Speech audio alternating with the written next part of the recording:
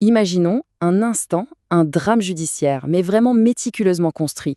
On ne parle pas du petit tribunal de quartier, hein. Non, c'est un procès cosmique, absolu, où l'humanité tout entière se retrouve sur le banc des accusés.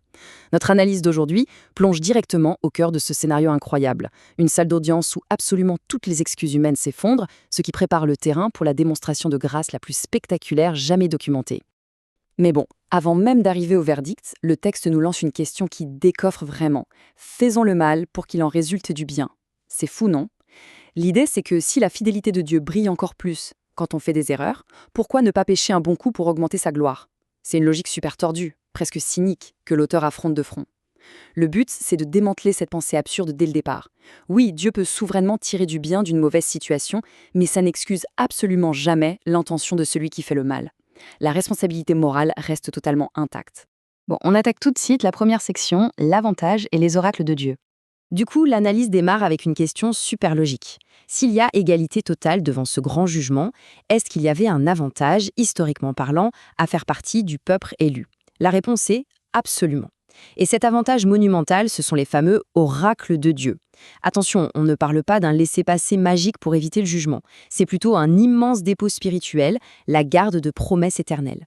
C'est une vérité destinée à éclairer toutes les nations, ce qui implique bien sûr une énorme responsabilité. Évidemment, ça fait tout de suite surgir une autre objection dans notre salle d'audience. Que se passe-t-il si certains de ceux qui ont reçu ce trésor n'y ont pas cru? Est-ce que leur infidélité annule la fidélité de Dieu? Eh bien, l'argument du texte est d'une puissance incroyable ici. Non, l'infidélité humaine ne met jamais, au grand jamais, le plan divin en échec. Dieu sera toujours reconnu juste dans son jugement. En fait, l'instabilité humaine vient juste s'écraser contre le roc inébranlable de la constance divine. Ce qui nous amène logiquement à la deuxième partie. Une culpabilité universelle, où tout le monde est sous l'emprise du péché. Alors là, le procureur sort l'artillerie lourde. L'accusation nivelle absolument tout. Fini les exemptions morales basées sur l'histoire. Le verdict, basé sur les textes anciens, est implacable.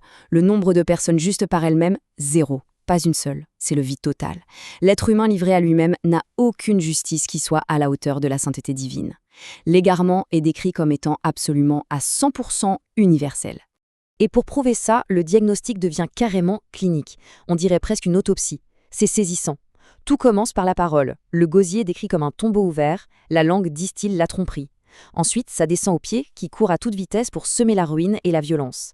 Et enfin, le cœur du problème se révèle au niveau des yeux, c'est-à-dire l'absence totale de crainte ou de respect envers le Créateur. C'est cette rupture à la verticale avec le divin qui provoque inévitablement tout le chaos à l'horizontale, entre les humains. On arrive alors à notre troisième point, l'impasse de la loi, ou l'absence totale de justification. Face à un tableau aussi sombre, on espérerait presque que la loi ou même la religion offre une porte de sortie. Mais pas du tout, c'est un cul-de-sac absolu. Le vocabulaire ici est purement juridique. La loi, ce n'est pas une échelle pour grimper vers le ciel. C'est un acte d'accusation tellement béton que si même ceux qui ont l'alliance sont condamnés, alors le monde entier l'est aussi. L'accusé est réduit au silence le plus total, sans aucun argument, toute bouche est fermée. Pour bien comprendre, l'image du miroir est juste parfaite. À quoi sert un miroir? À faire un diagnostic. C'est génial pour voir qu'on a le visage plein de boue, n'est-ce pas? Mais on ne va jamais utiliser le miroir pour se nettoyer, même en frottant très fort contre ses joues. La loi fait exactement ça. Elle met en lumière ce qui cloche, elle éveille la conscience, mais elle ne fournit aucun remède. Elle trouve la maladie, mais elle n'a pas le traitement. Et c'est pile à ce moment-là, au moment où la tension est vraiment à son comble, où l'impasse semble totale, que le texte fait un pivot magistral. Juste 2 petits mots, mais maintenant. Waouh, c'est comme passer de la nuit la plus noire à l'aube d'un coup. Ce que tous nos efforts n'ont pas pu accomplir, l'intervention de Dieu va le faire éclater au grand jour. C'est notre grand point de bascule. 4e section, la justice de Dieu, une intervention divine. Alors là, le juge en personne propose une stratégie de défense complètement inouïe, la justification. Qu'est-ce que c'est? C'est un acte officiel.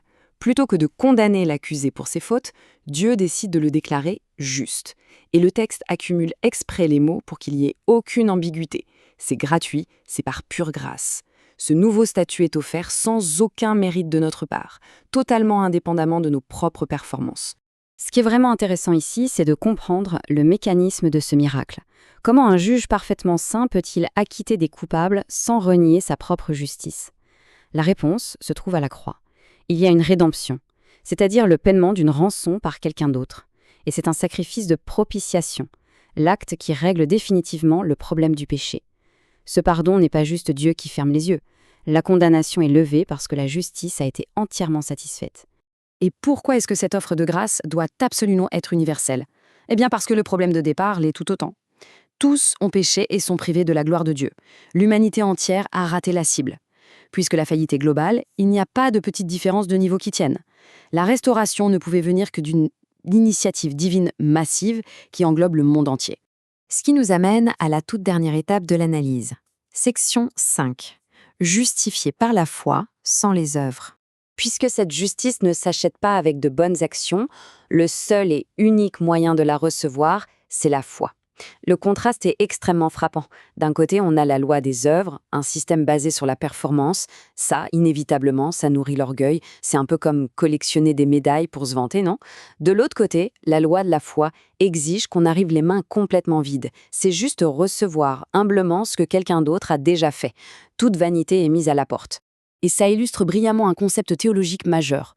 Puisqu'il n'y a qu'un seul Dieu, le chiffre 1, il ne peut y avoir qu'une seule façon d'être justifié pour toute l'humanité. On ne saucissonne pas le salut selon les cultures ou le passé de chacun. Un Dieu unique implique un chemin unique, fondé sur la foi, ce qui rend ce pardon accessible absolument partout dans le monde, sans la moindre distinction. Alors, arrivé ici, il y a forcément une dernière objection qui pointe le bout de son nez. L'auteur l'a d'ailleurs très bien anticipé pour boucler le débat. Si tout repose sur la grâce et la foi, est-ce qu'on prend tout le système de la loi pour le jeter aux oubliettes? Est-ce que la foi annule purement et simplement la loi? La réponse tombe comme le coup de marteau final du juge. Non, au contraire, la foi établit la loi. Elle la remet exactement à sa place. Elle honore le fait que la loi avait raison depuis le début. Elle devait révéler l'étendue de la catastrophe et prouver à quel point on avait désespérément besoin d'être sauvé.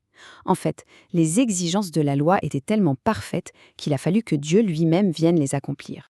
Bref, ce parcours dans ce tribunal cosmique nous a fait passer du diagnostic le plus implacable à la grâce la plus totale. La condamnation a laissé place à un pardon incroyable, sans qu'on ait eu quoi que ce soit à prouver. Et face à un renversement de situation aussi vertigineux, de la nuit noire à l'aube éclatante, une grande question demeure pour conclure. Si le verdict de culpabilité était inévitable, comment répondre à une offre de pardon aussi immense et imméritée? Ça laisse franchement réfléchir pour la suite, n'est-ce pas?